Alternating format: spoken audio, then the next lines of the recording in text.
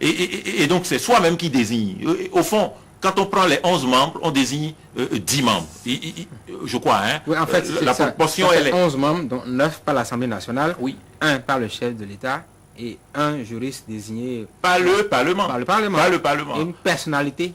Ce n'est plus représentant de la société civile. Voilà. C'est l'expression personnalité.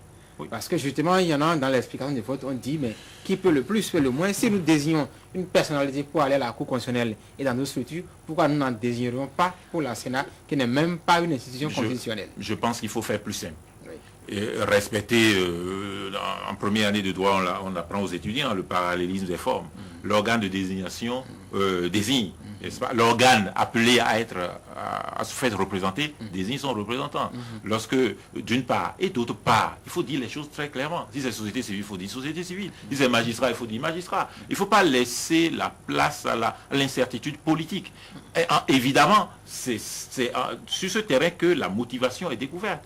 On veut faire en sorte que soi-même, on puisse être présent à tous les niveaux. Et de ce point de vue, nous l'avons reproché par rapport au gouvernement. Nous ne pouvons pas l'admettre lorsque le rapport de force tend à la confiscation des pouvoirs au sein d'un organe. Je vais aller voir. Non, revirement de position.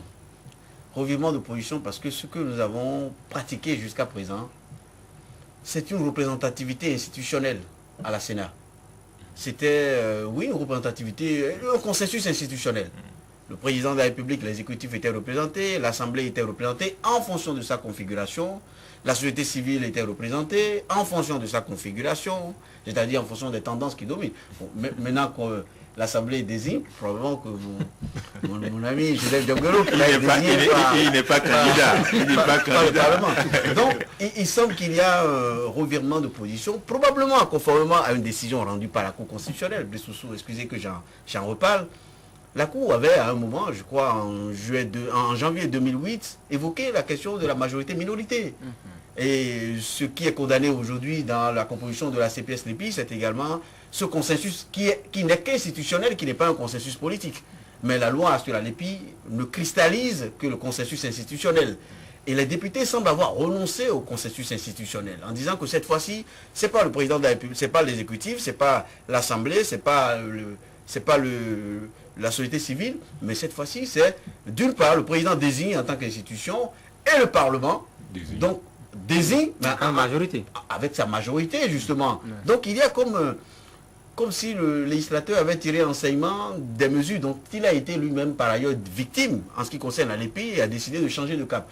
Est-ce qu'il est possible d'émettre un jugement de valeur là-dessus? Moi je fais que l'analyse et on laisse à la Cour éventuellement de faire les autres. Oui, Mathias, est-ce que au regard des problèmes qui étaient posés, cette solution-là était la bonne aussi? Je crois que la Sénat nous pose beaucoup de problèmes, une multitude de problèmes, et les solutions qui ont été proposées soulèvent encore des problèmes. D'abord, la comparaison qu'on fait entre le mode de désignation des membres de la Cour constitutionnelle, par exemple, et de la Sénat. Mais à la Cour constitutionnelle, je crois que le professeur Jogbenou l'a dit un peu tout à l'heure, vous voyez, la Cour constitutionnelle, c'est un organe qui n'est pas élu, mais qui est appelé, par exemple, à départager des institutions qui représentent les populations. Si vous prenez l'Assemblée nationale dans son ensemble, c'est une représentation du peuple. D'une certaine manière, vous prenez le chef de l'État, lui tout seul, il est comme une représentation du peuple. Lorsqu'ils ne s'entendent pas entre eux, on ne peut pas demander au peuple de trancher. Donc on crée un organe intermédiaire pour trancher lorsque le peuple ne s'entend pas. J'exagère en le disant comme ça, c'est une simplification. Alors, l'idée qu'on a, l'organe qui va faire cela, il ne faut pas que ce soit un organe trop libre. Donc il faut le lier d'une certaine manière à ses pouvoirs pour qu'en prenant cette décision, il ait le souci de l'intérêt que représente chacune des représentations du peuple. Donc c'est normal qu'on demande que cet organe soit lié d'une certaine manière au pouvoir législatif et au pouvoir exécutif. Et mieux que ça, je crois que c'est ce que le professeur Diogouin disait tout à l'heure, on choisit les membres de la commission électorale parce qu'on pense qu'ils vont défendre des valeurs qui fondent la société. Aux États-Unis, on regarde votre parcours, les positions que vous avez défendues par le passé. Si vous êtes par exemple de penchant démocrate, un républicain ne vous choisira pas. Vous pouvez être le meilleur juriste des États-Unis si sur les valeurs fondamentales. Donc vous voyez qu'il y a un contenu, je dirais, presque partisan dans le choix des membres de la Cour constitutionnelle. Mais lorsqu'on vient à la Sénat, on ne cherche pas un membre de la société civile avec un contenu partisan. Donc la philosophie derrière ces choses ne sont pas les mêmes. On ne peut pas dire donc que parce que les institutions de la République constituent la Cour constitutionnelle, qu'elles sont alors habilitées maintenant à constituer tous les autres organes. ils ne peuvent pas choisir au nom de la société civile. Ça là, je veux que ça soit clair. Maintenant, ma position sur la question, tout le monde sait. Moi, je pense qu'on n'a pas besoin de la société civile, qu'elle soit représentée au sein de la commission électorale. Et pourtant, sans être représentée là-bas, elle peut bien aider à la crédibilisation des élections. Nous avons l'habitude de confondre les moyens et la fin. La fin, c'est organiser des élections crédibles. Est-ce qu'on a besoin nécessairement de la société civile au sein de la commission pour que les élections soient crédibles? La réponse est non. Les meilleures commissions électorales de la sous-région n'ont pas de société civile en leur sein. Deuxième chose, si vous voyez la manière dont on compose la commission électorale, c'est au Bénin seul, même dans les pays francophones, que vous voyez qu'on donne un poste au chef de l'État à part et on va faire configuration à l'intérieur de l'Assemblée nationale à part. Comme si le chef de l'État n'était pas lié, n'est-ce pas, à la configuration. La bonne configuration. La configuration opposition, enfin majorité-minorité. Point final au sein de l'Assemblée nationale. Parce qu'on sait que l'une de ces catégories est liée directement au chef de l'État. C'est ça qui fait que de façon mécanique, le chef de l'État obtenait simplement, je vais mettre en griffe, une majorité au sein de la commission électorale. Et donc, voilà un problème qui se pose. Donc, et c'est à ce problème que la majorité au niveau de l'Assemblée tente de trouver des solutions. Et là, on n'est pas proche de la solution véritable parce que là, ça va encore poser problème.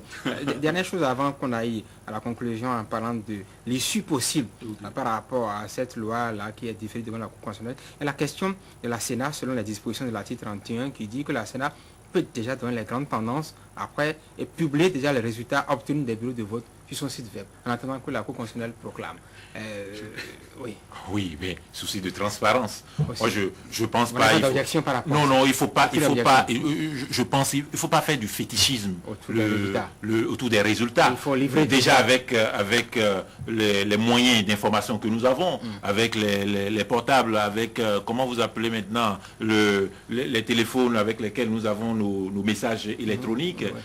Voilà, nous avons énormément de moyens. Donc il n'y a pas de problème à ce niveau. Moi, je pense qu'il n'y a pas de problème. Il faut faire en sorte que nous ayons les résultats à temps. Attends, pourquoi pas? Non, les rôles sont respectés. La Cour constitutionnelle proclame les résultats et la Sénat publie les grandes tendances. Et comme le dit Joseph Jogbenou, nous sommes dans un monde qui est suffisamment sur Internet maintenant et dans nos téléphones qu'on ne peut pas empêcher la Sénat de mettre les résultats bureau de vote par bureau de vote sans proclamer les résultats. À partir du moment où la Sénat est cantonnée dans la loi sur cette forme me semble respectée. Il n'y a pas de problème. Moi, je vais juste nuancer un tout petit peu. Je suis d'accord pour le souci de la transparence. Mais si c'est le souci de la transparence que nous avons, vous savez ce qu'on fait ailleurs.